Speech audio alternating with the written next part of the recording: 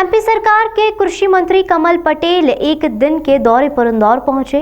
यहां उन्होंने मीडिया से बात करते हुए कहा कि नए कृषि बिल में किसानों को अब कृषि और उसके उपकरण के अलावा कृषि उत्पादों के उद्योग के लिए ऋण मिलेगा, जिससे उन्हें 40% सब्सिडी भी दी जाएगी। कृषि मंत्री ने कहा कि आजादी के बाद से अब तक चंद लोगों की मुट्ठी में अर्थव्यवस्था थी, लेकिन अब किसान भी अर्थव्यवस्था बढ़ाने में हिस्सेदार होंगे।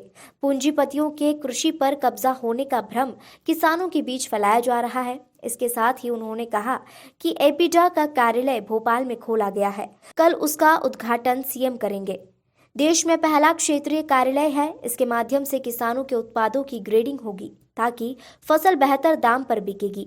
कांग्रेस पर हमला बोलते हुए उन्होंने कहा कि कांग्रेस ने एक सिलेंडर का कनेक्शन गांव में नहीं दिया था, गांव तक पहुंचने के सड़क तक नहीं बनाई थी। अब जब मोदी सरकार किसानों के आत्मनिर्भर बनने का काम कर रही है तो इन्हें दिक्कत हो रही है। भारत के प्रधानमंत्री नरेंद्र मोदी जी ने आज़ादी के 73 साल बाद एक ऐसा निर्णय लिया है जिससे गांव के विकास के द्वार खुलेंगे, तकदीर और तस्वीर बदलेगी, दशा और दिशा बदलेगी। और महात्मा गांधी जी का सपना कि असली भारत गांव में बसता है, गांव के विकास से देश का विकास होगा।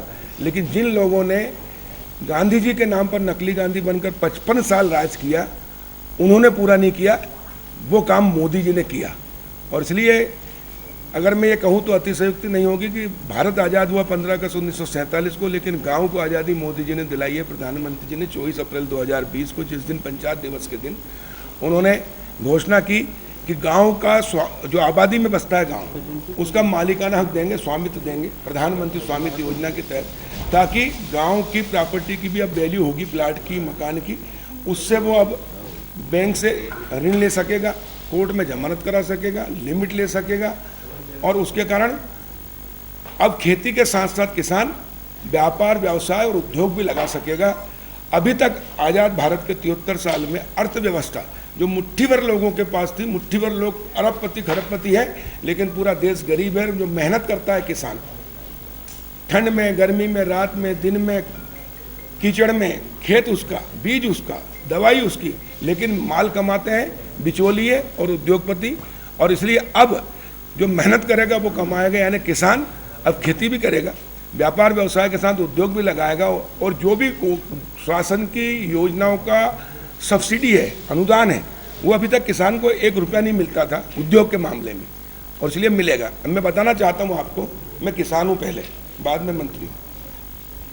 किसान के लिए खाद, बीज और दवाई, tractor, harvester, motor, engine, pipe, इसके लिए ऋण मिल सकता है।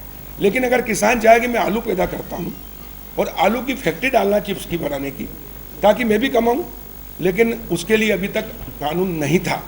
लेकिन पहले प्रधानमंत्री है नरेंद्र मोदी जी, जिन्होंने ये कानून बनाया गाँव के लिए कि अब किसान खेती के साथ वो अगर इंडस्ट्री डालेगा तो उसको 40% अनुदान जो उद्योगपतियों को मिलता है वो मिलेगा।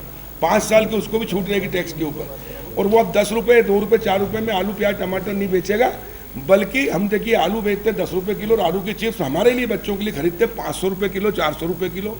और इसलिए मुट्ठी भर उद्योगपति अरबपति खरबपति हो गए, लेकिन किसान घाटे की खेती करता था, आत्महत्या करता था, कर्ज में रहता था। अब खेती लाभकारी धंधा बने, किसान की आय 2022 तक 2 गुना हो। लेकिन ये जो स्वामित्व योजना लाए हैं, उससे 2 गुना नहीं 10 गुना भी होगी किसान की आय।